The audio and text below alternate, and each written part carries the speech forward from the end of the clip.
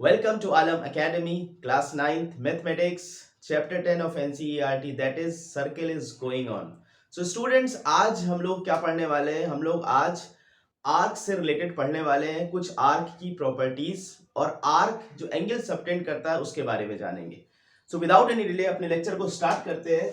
Angle subtended by an arc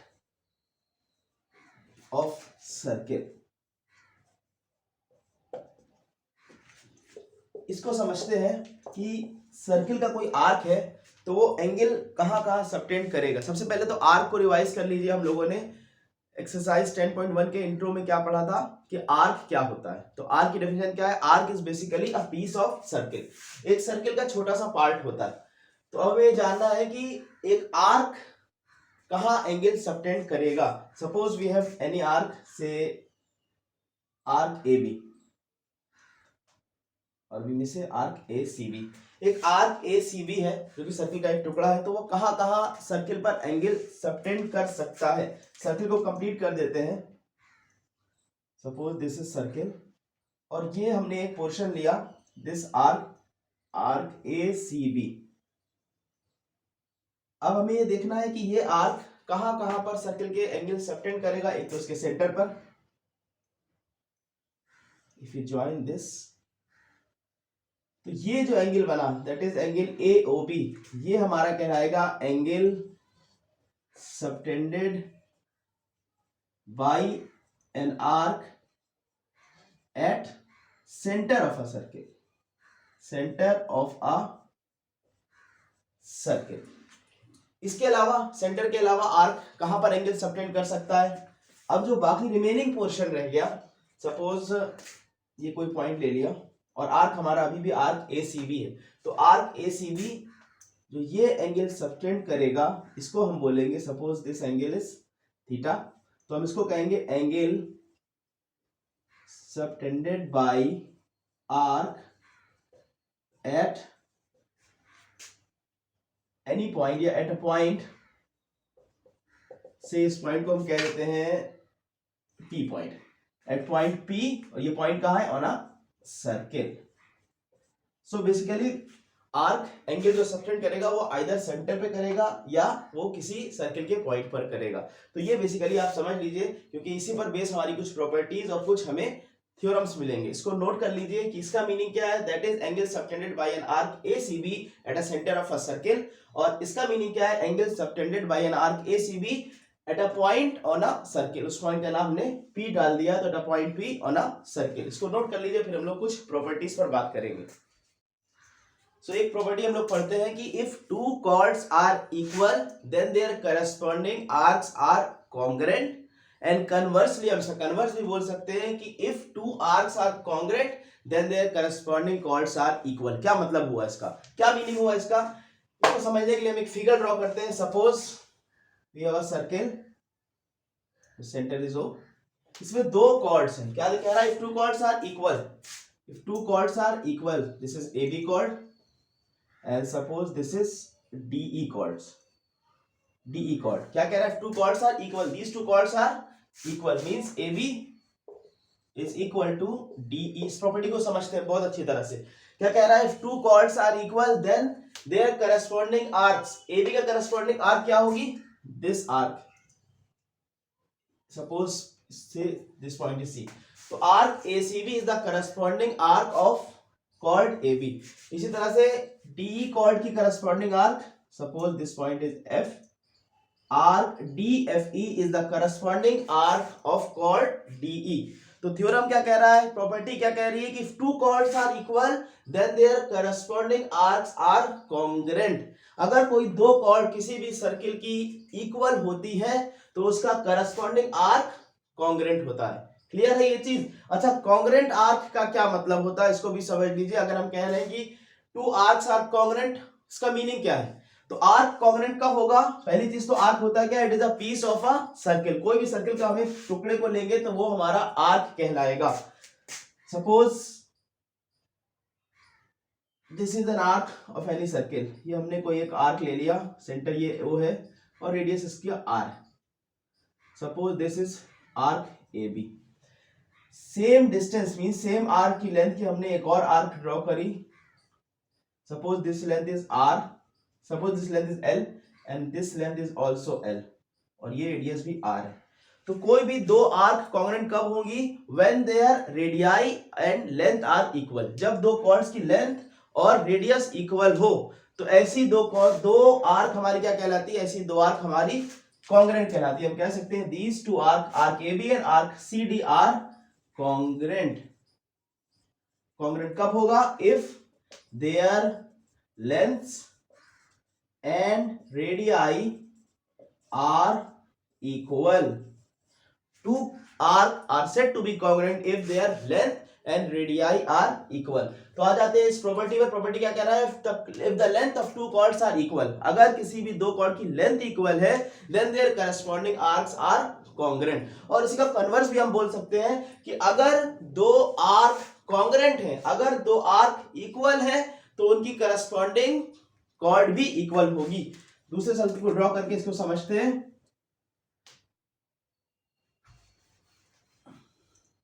थोड़ा सा circle जैसा बन जाए।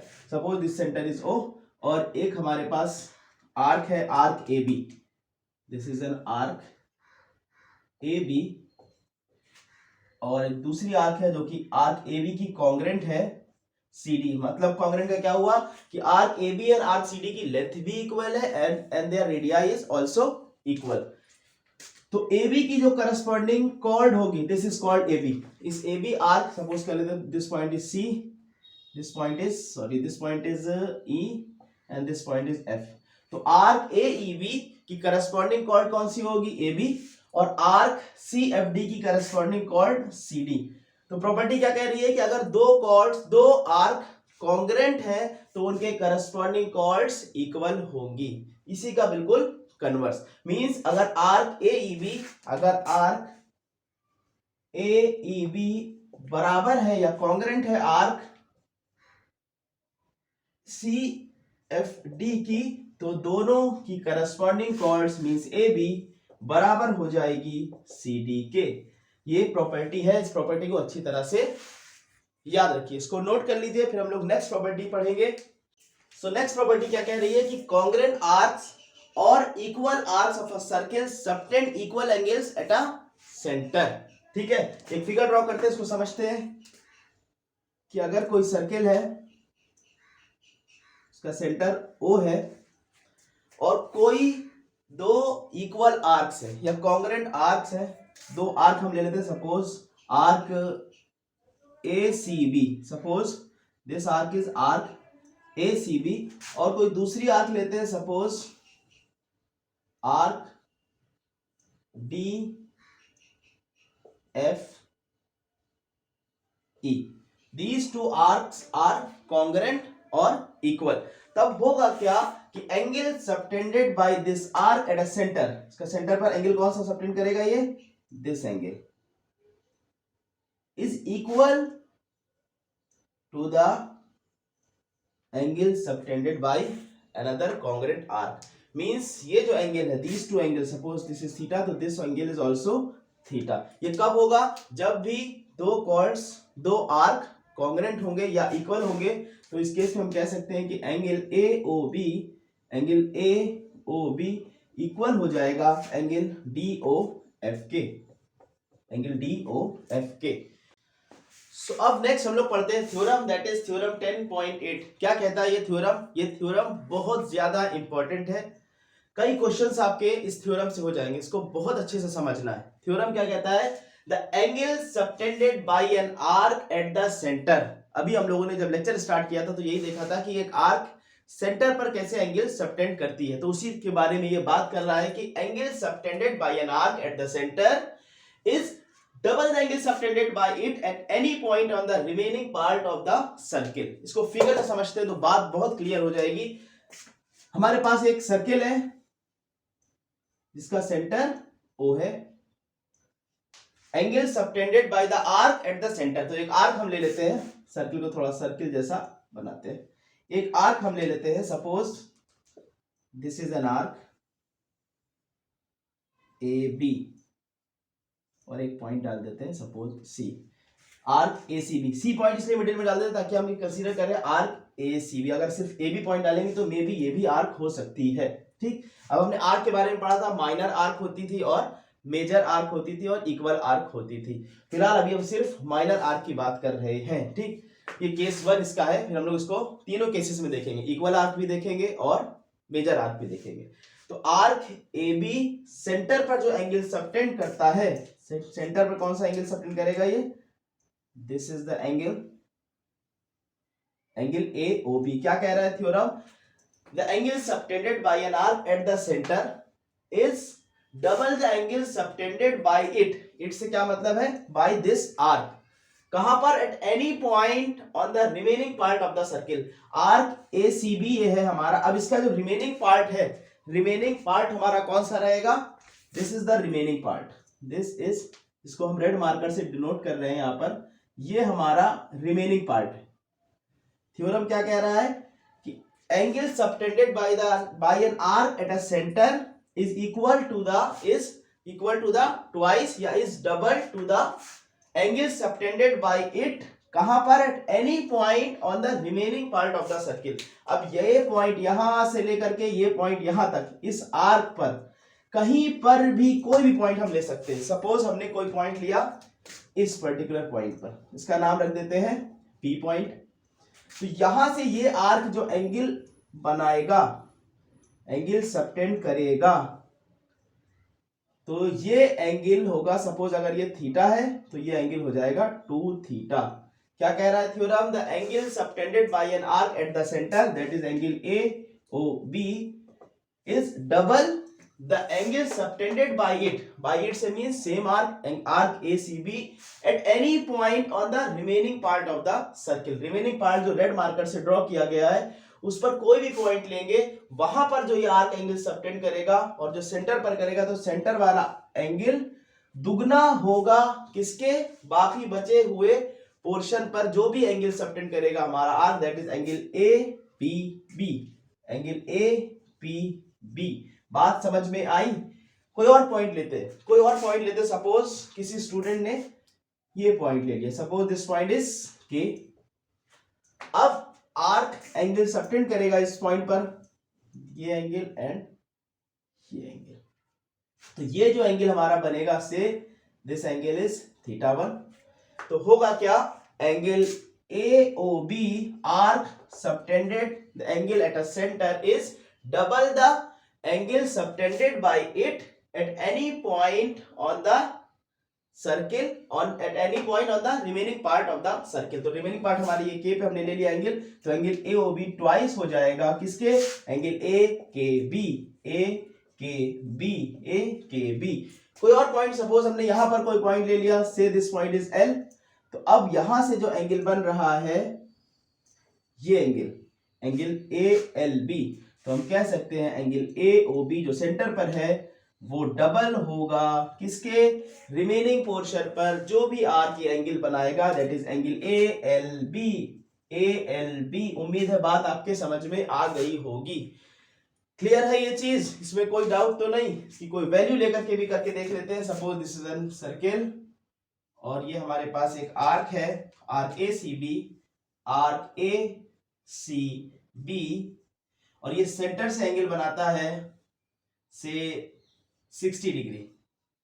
तो अब ये जो रिमेनिंग पोर्शन है, ये पूरा पोर्शन, इस पर किसी भी पॉइंट पर, suppose this is the point, तो ये आर्क जो एंगल सबटेंड करेगा ये कितना करेगा, इसका हाफ होगा, 30 होगा, यानी कि ये 30 तो ये दुगना होगा। अभी हमने क्या पढ़ा है थ्योरम कि angle subtended by an arc at a centre is double the angle subtended by it at any point on the remaining part of a circle. बात समझ में आ गई होगी, आई होप। ठीक, अब हम लोग चलते हैं नेक्स्ट केस की तरफ। ये हम लोगों ने जो केस देखा वो कौन सा केस था, वो सिर्फ माइनर आर्क वाला केस था। तो जरूरी नहीं है कि आर्क माइनर हो सकता हो, इक्वल आर्क हो जाए, तब क्या होगा उस केस को हम लोग देखते हैं कि अगर आर्क इक्वल होगी तब क्या होगा। This is a case when arc is minor.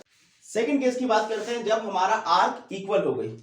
तो फिगर में देखते हैं, suppose this is a circle, अब ये जो आर्क होगी, ये आर्क ए सी बी, ये क्या हो जाएगी, ये arc equal arc A C B, और अगर हम इसको डी पॉइंट मान लेते हैं तो आर्क ए डी बी के बराबर होगी। तो अब इक्वल आर्क के केस में भी थ्योरम एग्जिस्ट वही करेगा जो थ्योरम था, कि थ्योरम क्या कहता था कि आर्क से सेंटर पर जो भी एंगल सबटेंड होगा, तो पहले सेंटर पर एंगल देखते हैं, आर्क ए का initial point, arc A C B का जो एंड पॉइंट है, यहां से अगर हम एंगल ड्रॉ करते हैं तो ये कैसा एंगल बनेगा, एक स्ट्रेट लाइन होगी, लीनियर पेयर बनेगा, दैट इज 180, ऐसा ही होगा। अब जो रिमेनिंग पोर्शन है that is in arc A D B, remaining portion में कोई भी पॉइंट लेते, सपोज हमने ये पॉइंट लिया, say this point is P, A P B angle कितना हो जाएगा, इस सेंटर पर बनने वाले आर्क के half, that is 90 degree. Is it clear? तो यहां से भी हम एक थ्योरम कह सकते हैं कि the angle in a semicircle is right angle. The angle in a semicircle, the angle in a semicircle is right angle. ये बात समझ में आई? अब हम लोग थर्ड केस देखते हैं, when arc is major arc. When arc is major, when arc AB is a major arc. When arc, हम लोग कौन से आर्क की बात कर रहे हैं, आर्क AB की ही बात कर रहे हैं। When arc AB is major. पिछले केस में क्या था, इक्वल थी, फर्स्ट केस में क्या था, माइनर थी। फिगर ड्रॉ करते हैं, उसके बाद इसको समझते हैं। Suppose this is a circle,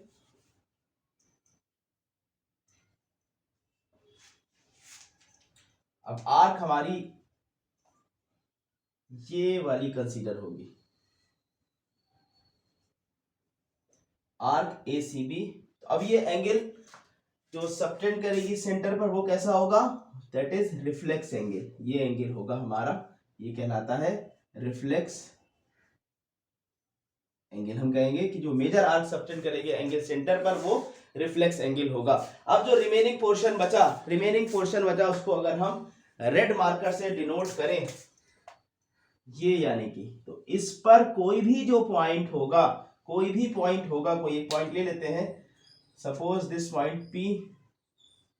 तो अब ये जो आर्क है that is arc A B, ये एंगल इस पर जो सबटेंड करेगी, suppose this angle is theta या 2 थीटा, तो ये एंगल कितना होगा, थीटा। क्योंकि अभी हम लोगों ने क्या पढ़ा था, angle subtend by an arc at the centre is double the angle subtended by it at any point on the remaining part of a circle. तो इस बार हमारी आर्क मेजर आर्क हो गई, तो उस पर जो सेंटर पर एंगल बनेगा वो रिमेनिंग पोर्शन पर जो भी एंगल बनाएगी आर्क, उसका दुगना होगा। अगर ये थीटा है तो ये एंगल 2 थीटा हो जाएगा। हम इसको लिख देंगे कि angle A O B is equal to twice of angle A P B. तो ये था थ्योरम, आपने इसको तीनों केसेस में देख लिया, when arc is minor and when arc is equal and when arc is major. तो तीनों केस में आपने इसको समझ लिया। ये बहुत इंपॉर्टेंट थ्योरम है, इस पे कई सारे क्वेश्चंस आपको मिल जाएंगे, बहुत आसानी से इसके क्वेश्चंस हो जाएंगे। वीडियो को पॉज करके इस थ्योरम को नोट कर लीजिए और इस फिगर्स को नोट कर लीजिए। नेक्स्ट थ्योरम पढ़ते हैं। नेक्स्ट थ्योरम हमारा क्या कहता है, angles in the same segment of a circle are equal. Same segment of a circle का क्या मतलब हुआ, इसको देखते हैं। Angles in the same segment of a circle are equal. Suppose we have a circle of center O. हमारे पास कोई एक chord है, chord AB।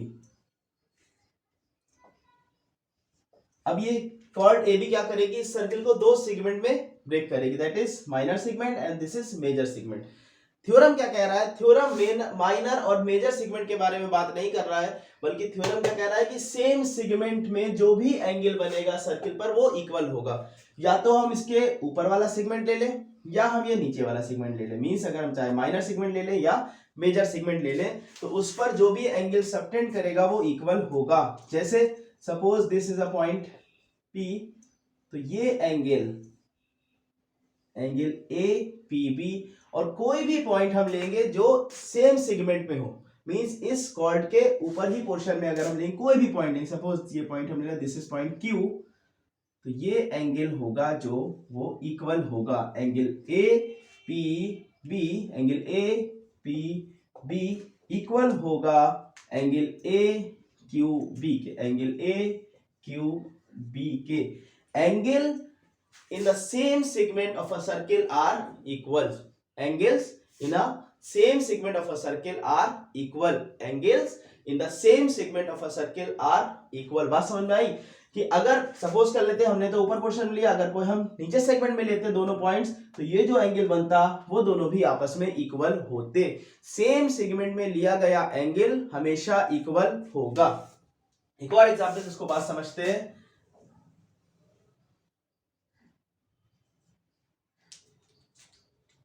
Suppose this is a cord. अब ये कॉर्ड कैसी है, सेंटर से पास होकर जा रही है, तो डायमीटर बिल्कुल सही। Suppose this is a chord A B, same segment में लेना है कोई भी दो पॉइंट, अब इसके ऊपर भी ले सकते हैं या नीचे ले सकते हैं। सपोज हमने एक पॉइंट ए ले लिया P और एक पॉइंट ले लिया Q, तो ये जो एंगल सबटेंड करेगा ये पॉइंट इस सेगमेंट पर क्या होगा, इक्वल होगा। इस कॉर्ड पर जो एंगल सबटेंड करेगा वो इक्वल होगा। These two angles are equal. If this is theta then this is also theta. तो हम कहेंगे angle A P B, angle A P B बराबर होगा एंगल ए क्यू बी के, एंगल ए क्यू बी के।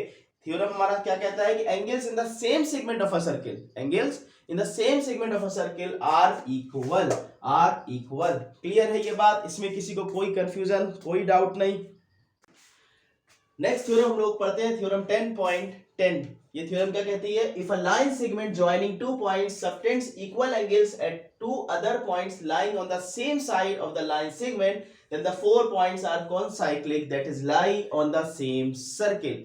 क्या कहता है ये थ्योरम, कॉनसाइक्लिक पॉइंट्स कौन से होते हैं, वो पॉइंट्स जो एक ही सर्किल पर लाई करते हैं वो पॉइंट्स कहलाते हैं कॉनसाइक्लिक। क्लियर है ये चीज, कॉनसाइक्लिक पॉइंट्स कौन से होते हैं, वो पॉइंट्स जो एक ही सर्किल पर लाई करेंगे वो कॉनसाइक्लिक पॉइंट्स कहलाएंगे। थ्योरम क्या कहती है, if a line segment joining two points, एक लाइन सेगमेंट ड्रॉ करते हैं जो दो पॉइंट्स को ज्वाइन करती है, suppose these two points are A B.